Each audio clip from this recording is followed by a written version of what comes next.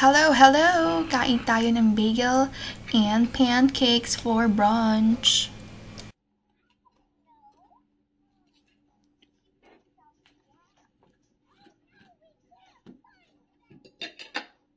Hey friends! Welcome back to our house. Yes, and to our channel.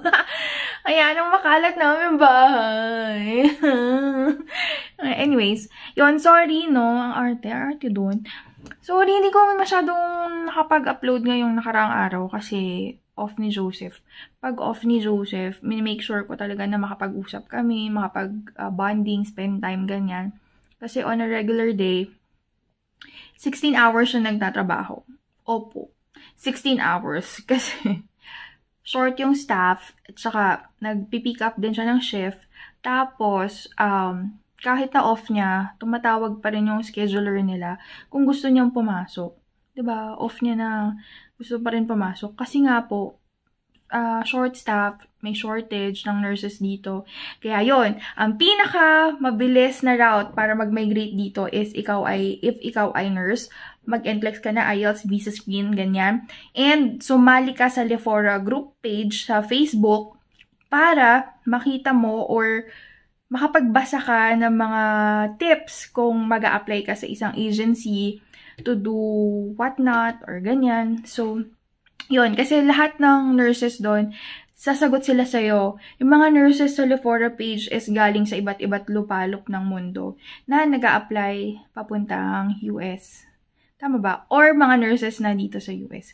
Yun. So, yun. May mga experiences sila doon. So, malalaman nyo kung anong best agency to apply dyan sa Pilipinas.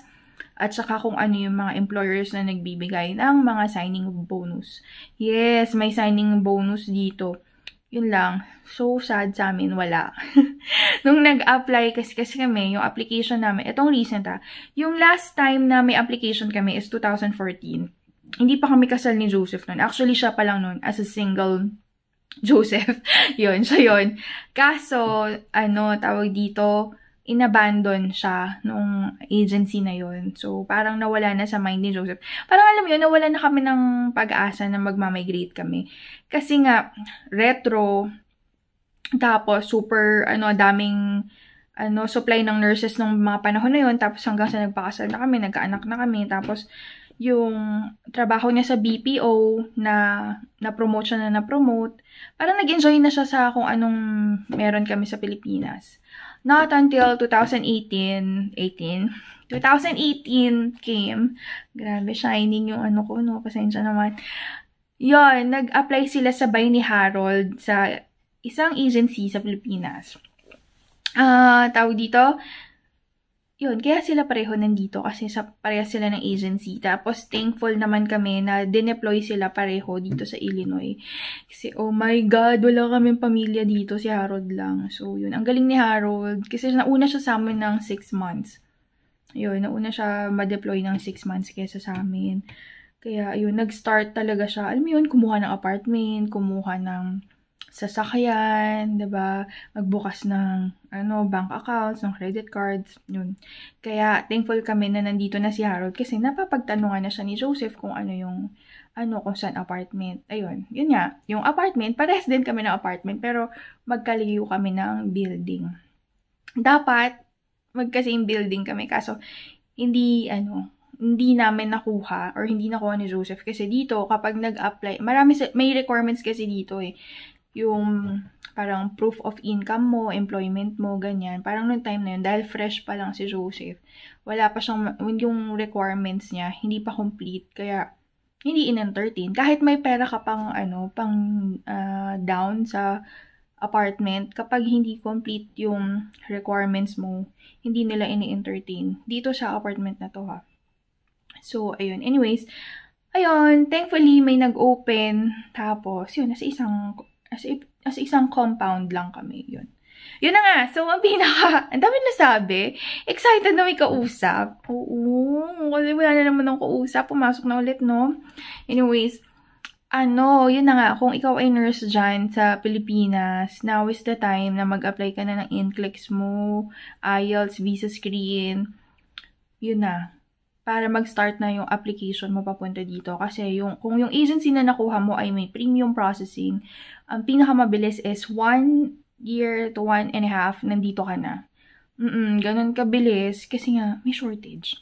So, i-grab nyo na yung opportunity nyo na habang may shortage, i-process nyo na yung papers nyo. As kami, noong 2000, itong application namin na to, nag-worry kami ni Joseph na parang too old na kami for this, kasi may mga anak na kami, tapos baka mahirapan mag-adjust. Si Kenji, syempre, di pa niya alam, no? Si Seiji, which, ayun na nga. Ikukwento ko yan sa next video. Yun, tawag dito. Pero, yung mga ibang nag-a-apply dito, as young as 55, meron pa rin nag-hire sa kanila. So, if your dream talaga is to be here, go for it. Diba? Ako nga, hindi ko ina-expect nandito ko eh. Alam mo yun, parang wala na, parang dati, talagang comfortable ka na sa Pilipinas. Lahat ng mo, syempre, comfortable naman talaga sa Pilipinas kasi nandun yung pamilya mo. Yun, dito kasi talaga, oh my gosh. Iyak na yan!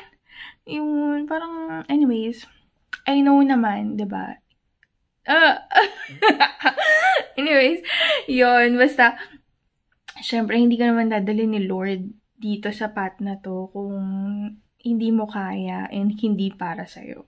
Diba? May marami pa rin nag-a-apply na kompleto na yung requirements and all that, pero hindi pa rin nag-grant. Diba? So, if gusto nyo nang i-start yung path nyo, now is the time. Go na, go for the go. Go for the go, go for the gold. Anyways, yun lang. Yan, iyak na naman. Pero yun lang ha, pag nag-migrate kayo, talagang nakaka-homesick talaga. Especially na kung ikaw ay, as like for me, ako kasi, hindi ako nag-work dito. Wala, as in walang career, ganyan. Ang career ko is yung family ko. Kasi hindi ako makapag-work, hindi ko alam kung saan ko iiwanan si Kenji. Diba? Pero ang daming trabaho dito. As in, kung hindi ka mapili, mabubuhay ka. Kaya, minsan nagugulat ako, bakit may homeless sila, alam mo yun, bakit namamalimos yung iba? Kung saang lupalop naman, everywhere ka tumingin, kahit anong, kunyari, grocery, kahit maliliit na grocery or mga retail shops, may trabaho. Yun, may available, naghahanap, kulang, ganyan, sa mga restaurants, fast food chains, ang daming available na work.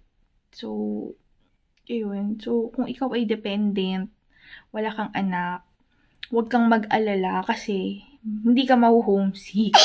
Kasi, ang daming work na pwede mong gawin dito. Yun. Pag dumating na yung papers mo, yung IDs mo, yung green card, SSN, yan, pwede ka mag-start mag-work. Pero pag wala pa yung mga ganun, hindi ka pa pwede mag-start mag-work. Yun. Katulad ko. Kasi gusto ko sana apply ng online job. Para yun, aside kay, kasi si Seiji pumapasok na sa school, diba? Hinihintay ko na lang siya. So, hindi ko na siya masyadong alagain compared kay Kenji. Si Kenji naman, parang, yun lang, hindi ko lang siya pwede iwanan pa. Yun, ganun. Tapos, ayoko naman siya iwanan sa daycare.